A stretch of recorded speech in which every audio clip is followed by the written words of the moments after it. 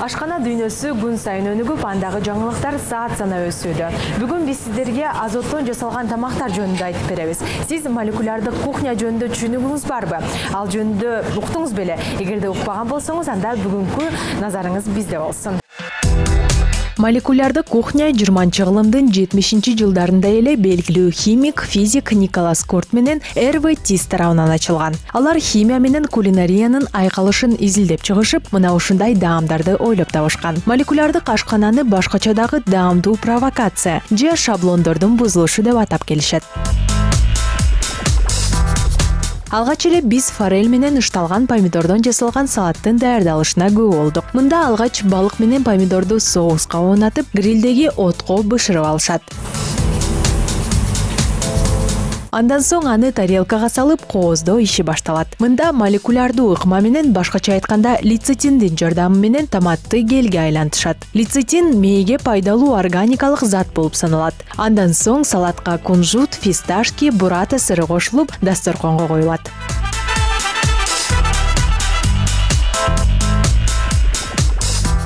Кийинки европалык тамак Чилиден келген сибас балыгынан жасалды. Ал алгач эле тандырга бышырылып, спаржа, пармезан көбөгү жана сыр менен кооздолуп берилди.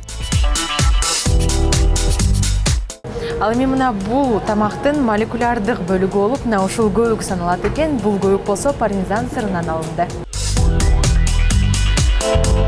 Бүгүнкү көрсөтүүбүздүн чыныгы сыйкырдуу көрүнүшкө ээ болгон тамагы чачылган тирамису десерти болду. Ал шоколаддуу бисквиттен, кол менен жасалып, ичине крем толтурулган таттуу түтүкчөлөрдөн жана кофе көбүкчөсүнөн куралды. Аягында шоколад азот аралашмасына матырылып, таттууга өзгөчө бир сыйкыр кошту десек болот.